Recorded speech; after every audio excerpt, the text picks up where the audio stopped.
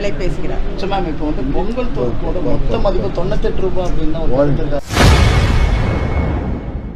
பொங்கல் தொகுப்பு குறித்து செய்தியாளர் எழுப்பிய கேள்விக்கு திமுக எம்பி கனிமொழி பதில் பேச மறுப்பு தெரிவித்துள்ளார்.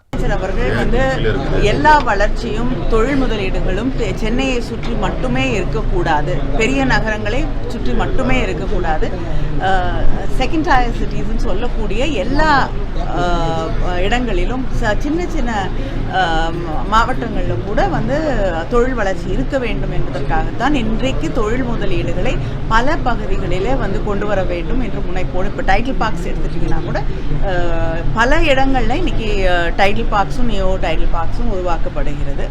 அப்படிப்பட்ட சூழ்நிலையில் இப்பொழுது தான் உருவாக்கப்பட்டிருக்கக்கூடிய இந்த மாநகராட்சி நிச்சயமாக அதோடைய அடிப்படை தேவைகள் மட்டும் இல்லாமல் தொழில் வளர்ச்சிக்கும் முதலமைச்சர் அவர்கள் அமைச்சரும் இருக்கார்.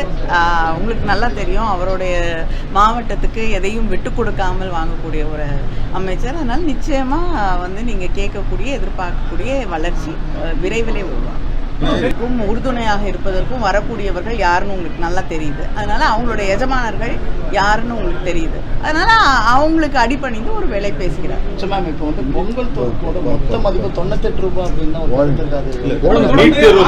தமிழக அரசுக்கும் ஒரு போயிட்டு இருக்கு. நிரந்தர தீர்வு என்ன இருக்கணும்?